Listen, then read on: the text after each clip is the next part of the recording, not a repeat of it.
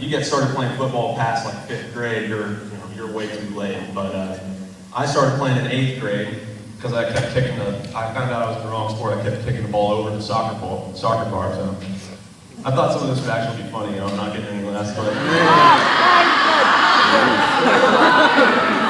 What is that? Yeah, anyways, started playing football in 8th grade.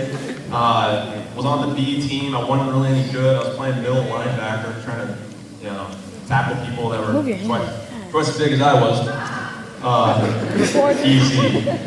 But I rolled into football, and I kept playing. I just found out I really loved playing. That kind of leads me to my first point I want to share with you guys today. Is once you find something, whatever it is, whether it's in sports or in the classroom, like a particular subject, or if you're in the band or the choir or orchestra or whatever, once you find something that you really love, just commit to it, and commit to it with all of your heart.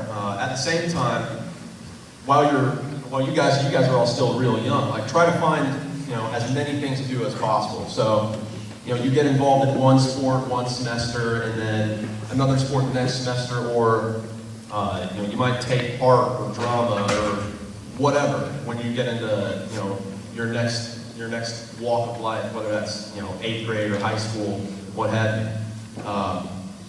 I would definitely encourage you guys to get out and experience as much as you can. And once you find something that you really love, just commit to it and go after it with all your heart, because that's what I did when I got into football. Like, my mom didn't even want me playing. She thought I was going to go get hurt. And then that kind of leads me to another little story I'll tell you guys about. How many of y'all know who Drew Brees is?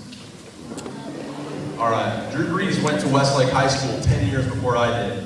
And he kind of had a similar, way about things, to what I experienced. So in high school, he was on the 9th grade B team playing football. Then he got into 10th grade. It was on the junior varsity B team, playing backup quarterback. Then he gets to 11th grade, and he's the JV A team quarterback. He gets to his senior year, another kid is starting over him, and he gets hurt his first game.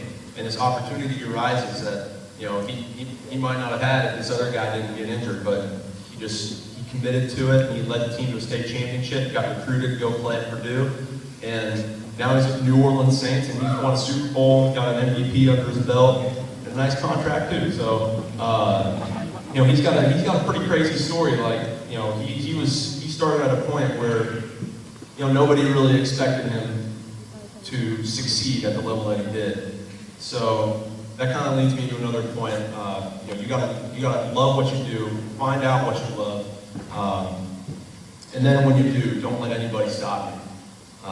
You're going to have so many obstacles. I mean, whether it's if you're playing. I mean, I can relate to football. Like, whether it's on the field or in the classroom, or your relationships with all your people outside of all of those things. There's going to be distractions. There's going to be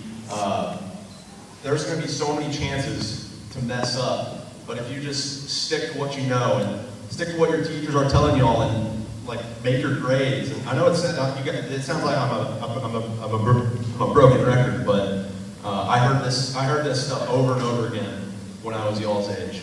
And these are things that are 100% true that you really got to stick to. I mean, whether you like school or not, I hated school. Like, I hated going to class, but when I got to high school and college, I found out the only way I'd get to do what I really love to do is by committing to doing well in the classroom, so I could actually kick footballs. I mean, that's just me personally, but what I can tell you guys is I committed to doing well in the classroom and listening to my coaches and my teachers, and as much as you think you're smarter than everybody around you, I thought the same thing.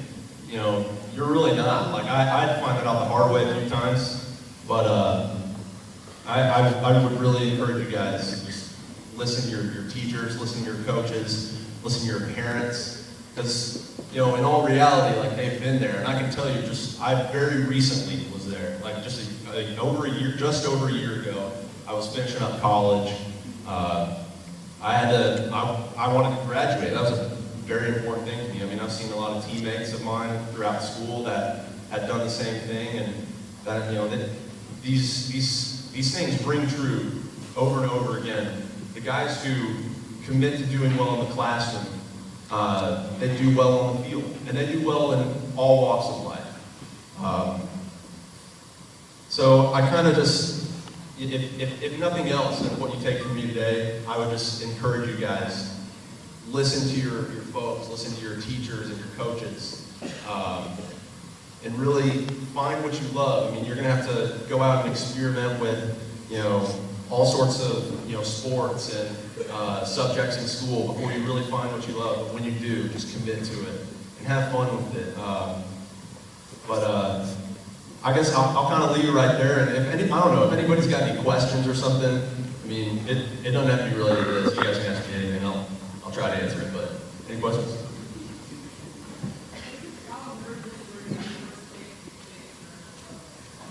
Dude, I was freaking nervous, man.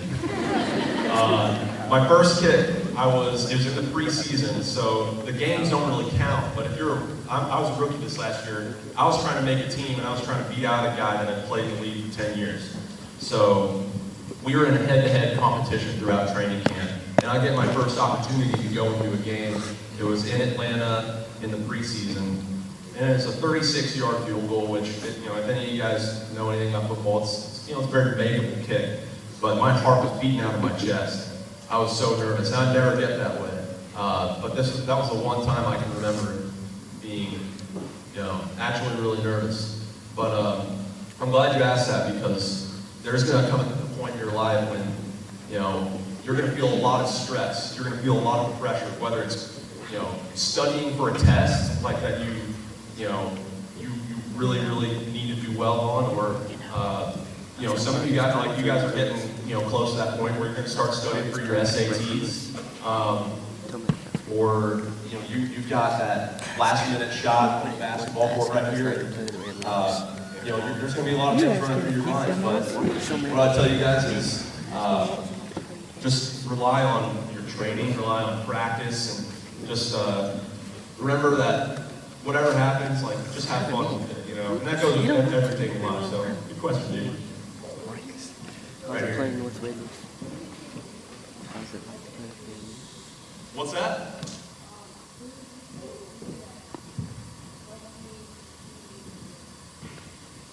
Who have I looked to help me succeed in my career?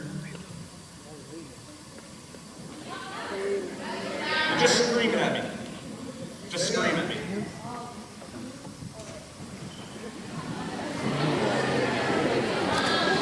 Stupid.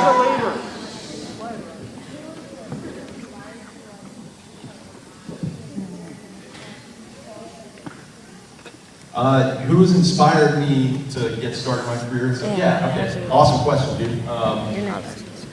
The guy I just talked about, Drew Brees, is, I mean, everything that you see about him on TV and how he's so involved in the community, and he speaks at schools just like this, and does a lot of charity events, and the way he plays on the field. He's definitely a role model of mine. I can tell you, like, from a position standpoint, as a football player, Adam Vinatieri is a big fan of, or I'm a big fan of his. And then off the field, I would definitely say I put my faith in the big man upstairs. I think that's really important. But also, you know, I would say my mom and my dad, they've always been there for me. My two sisters, you know, growing up from when I was a little kid, they all supported everything that I was all about. I was very lucky to have that in my life. Let's get a young lady. Let's go right here. Yeah, you are a young lady.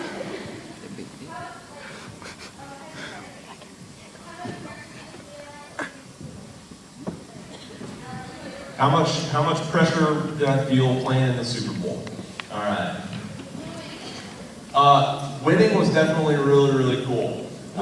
It still hadn't even sunk in yet. It's only been like a month since we played the game, but I can tell you, like I just said in the first question, I was really nervous picking that first ball in Atlanta. I was pretty nervous in about the last 4 minutes of that game. You know, if any of you guys watched the game, like, the Niners were down on our 5-yard line, looking like they were going to score. We had a goal line stand,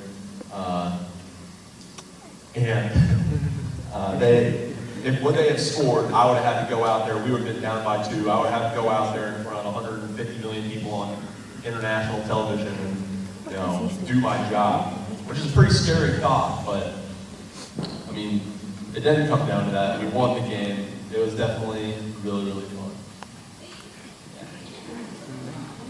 Croatia. Yes. Yes. Keep it raised. Keep it raised. Keep it raised. You guys have no idea how hard this is. I'm just kidding. You guys are great. He said one more, but I'm gonna sneak in a couple more. Right here. Oh, how did you feel when Ray Lewis retired? Oh man, dude, Sugar Ray is awesome. Sugar Ray. Yeah, doing his dance when he comes out of the tunnel. That was kind of the craziest thing, seeing that every Sunday at home.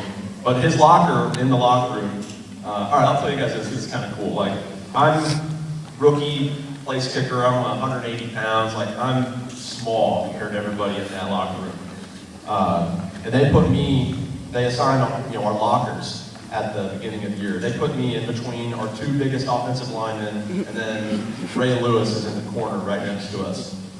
So I guess it's, just make sure they can keep tabs on me, make sure I'm not acting up or anything like that. But Sugar Ray, man, he's just like a leader in every aspect of the word. Like, off the field, he's a spiritual man. He's a religious man. On the field, he's that spiritual leader as well. So seeing him retire is, it's kind of bittersweet. I mean, you never want to see a guy that's that good, that means so much to football, end his career, but to end it on such a positive note, it's a good deal. All right, we'll sneak in one more. Intro. My victory dance? I see your phone out right now, like you're recording, so. I mean, I don't have to dance or anything. I would tell you, if I didn't get blasted on the fake field goal we ran, I would have danced for sure. Make one up. Do the Jacoby There's Jones. way too many cameras in here. There's not a chance. I mean, I could hit him with the Sugar Ray. Hit him.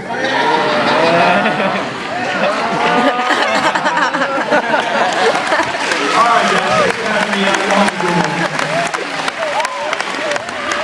All right, let's give it up. One more round of applause for coming out. Hey, I just want to say that's probably one of the weakest Ray Lewis's I've seen since I've been around. Gotta get a little bit better on that, Tuck. All right, hey, Tuck, you gotta come back, man. We got something to give to you on behalf of the athletic staff at Tidwell. He really?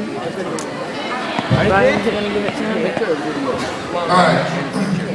So I figured, since this guy ended the career at A&M, they're not going to play him anymore. They're small sports. I'll bring the biggest A&M fan that I know in here to give him a T-shirt. It's a Tidwell football shirt. All right. Hey, I wanted to give him an extra large, but then I looked at him and said maybe an extra medium, but we're going to go with large. All right, and also a Tidwell hat. And we really appreciate it, man. Thanks for coming out. And you guys have a good day.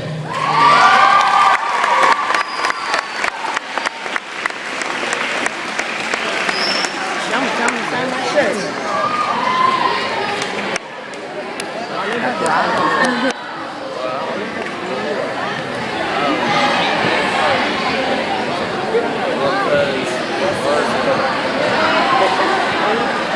This is going on YouTube. Right. It's a 14-minute video. It's gonna take like an hour to upload. Does this face tell you? Yes, it does.